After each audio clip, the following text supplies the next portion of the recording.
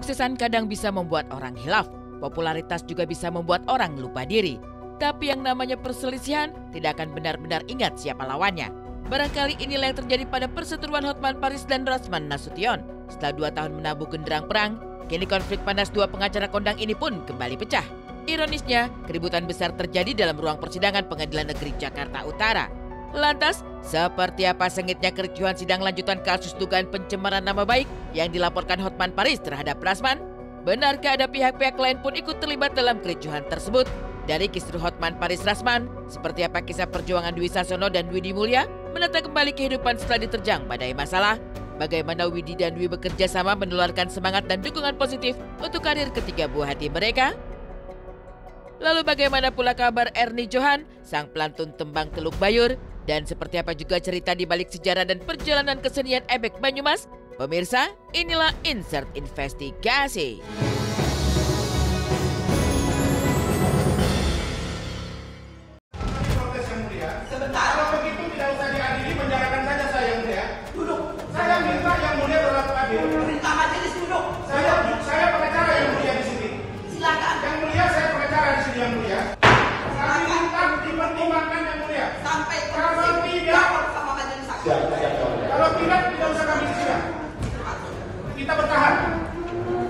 Kita bertahan. Koruptor. Tahu nggak Anda? Ya. Tidak bisa. Tidak bisa. Tidak bisa. Tidak bisa. Kami akan ganti. Ganti. Ganti. Ganti. Sadar.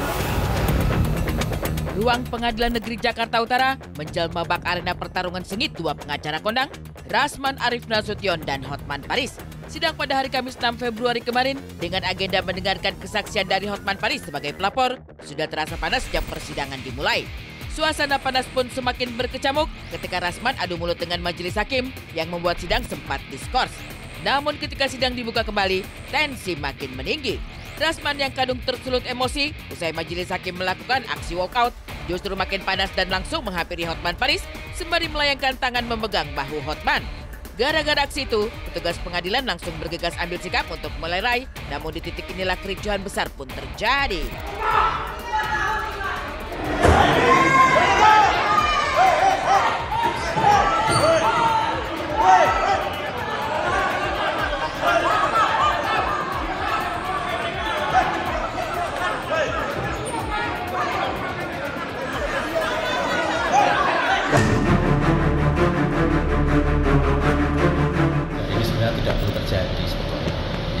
Sebetulnya kalau memang keberatan kan ada ruangnya, nanti bisa juga mau dilakukan pembelaannya. Ya salah satu hal itu kan harusnya perintah hakim itu diikuti, seperti itu. Kalau di pikiran saya sih dia seolah-olah mau sodorkan tangan, di penak saya dia memukul, ya kan? Saya langsung dengan jurus syek gitu loh, ya. Kayaknya lebih ini karena berlian gua ke bawah syek gitu langsung. Rupanya khasiat berlian gua kena juga, langsung tangannya terlem gitu loh. Untung saya nggak pukul dia, karena gini-gini sehat nih olahraga tiap hari.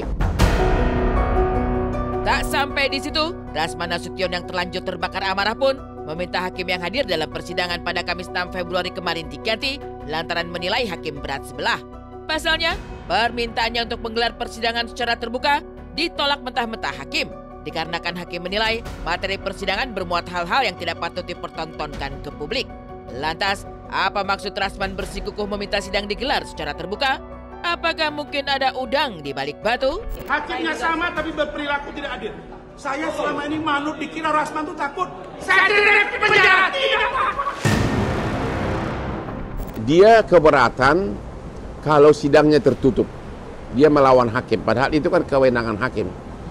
Kan, ya, saya nggak tahu, aku juga nggak tahu bahwa bakal sidang tertutup. Jadi kan seluruh pengunjung, karena padahal dia sudah mempersiapkan live TikTok, itu loh, udah disiapkan berbagai live. Dia kecewa, dia tidak bisa lagi bergaya gitu kan. Persidangan itu dinyatakan tertutup umum khusus untuk Pak Hotman Paris, ya, karena sudah dipelajari oleh majelis hakim dalam musyawarahnya itu bahwa isi berita acara itu mengandung sesuatu hal-hal yang tabu untuk didengar dan juga tabu untuk dilihat apabila di persidangan, sehingga dinyatakan tertutup untuk umum. Nah, mulai dari situlah terdakwa penasihat hukumnya melakukan hal-hal yang tidak perlu terjadi di persidangan. Ya. Entah skenario apa yang sebenarnya disiapkan Rasman, yang pasti semuanya buyar. Rasman gigit jari. Ia gagal total membuat lawannya tumbang. Alih-alih menang dan lolos dari jeratan hukum, Rasman justru kian nelangsa duduk di kursi pesakitan sebagai terdakwa.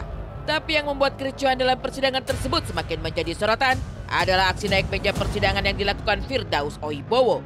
Dan ketika ditemui tim insert investigasi untuk mengurai klarifikasi, Firdaus belak-belakan mengaku terpancing karena tersulut emosi melihat Rasman didorong petugas keamanan.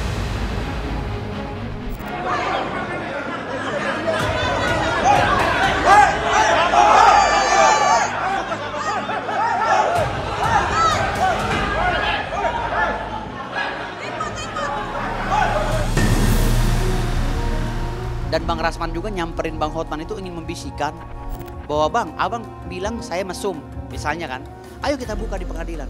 Dengan pengadilan yang diliput oleh media secara terbuka, jangan tertutup. Itu aja penyampainya ingin meminta itu gitu loh. Karena di hakim dia sudah meminta berkali-kali tidak didengar, akhirnya mencoba berdiskusi dengan Bang Hotman.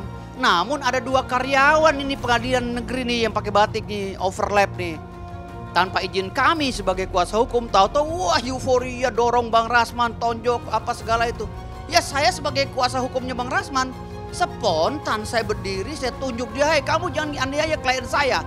Saya tahu-tahu dari di atas. Entah bagaimana saya bisa nyampe ke atas itu, entah saya nginjekkan kaki saya ke belakang atau bagaimana. Saya udah gelap mata saya melihat itu. Pengadilan Negeri Jakarta Utara, bagaimana sih kira-kira loncat itu sambil megang handphone, kan saya megang handphone begini. Habis baca WA saya megang handphone begini, tangan kanan nunjuk.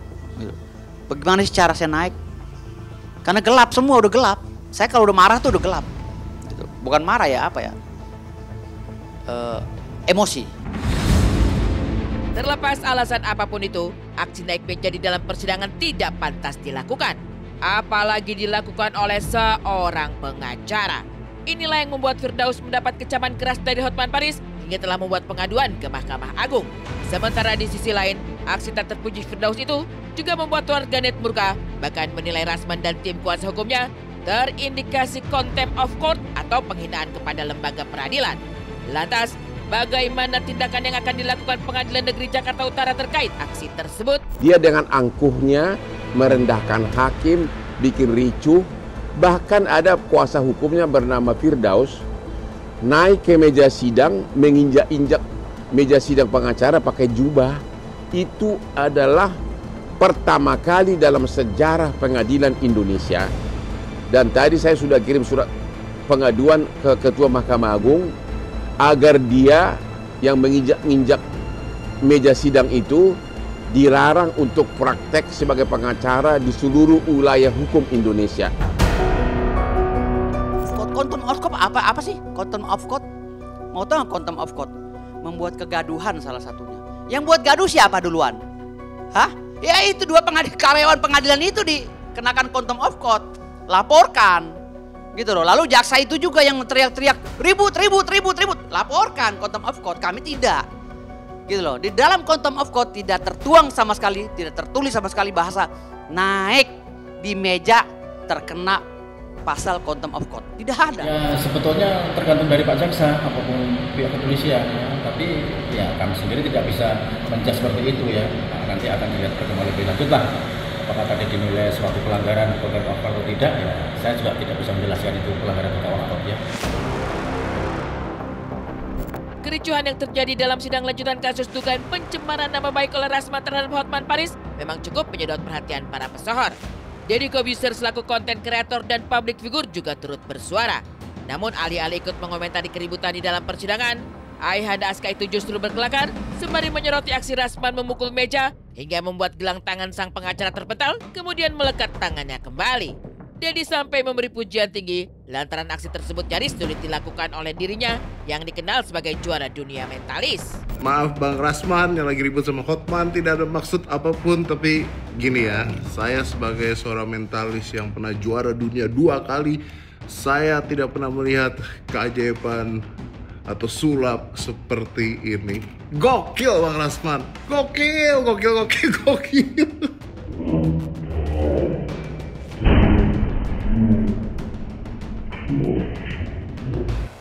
Itu gelang lompat, balik lagi ke tangan, celup.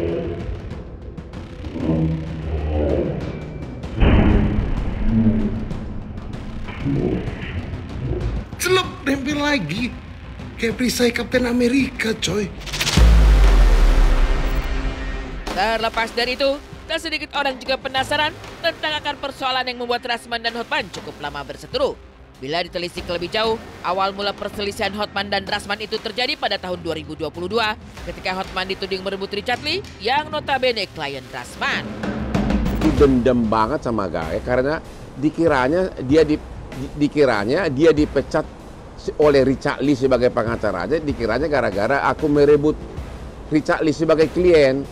Dulu kan ingat nggak kasus di Polda? Padahal saya sering viral sama Richard Lee gara-gara aku join skincare. Aku pernah diajak dikasih saham.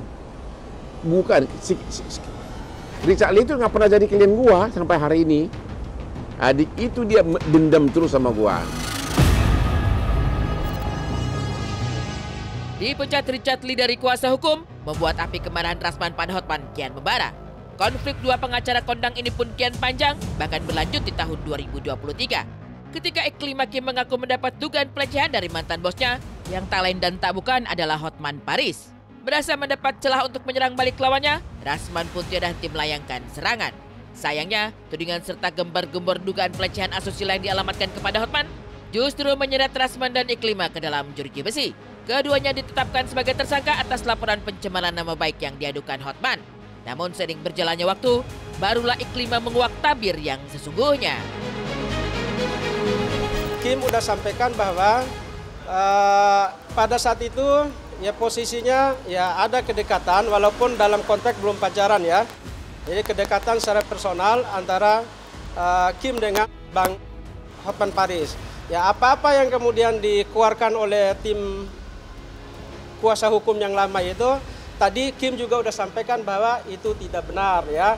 Kalaupun ada video-video yang dimunculkan belakangan itu Kim posisinya pada saat itu merasa tertekan dalam paksaan, dia harus bicara ini, bicara itu kan.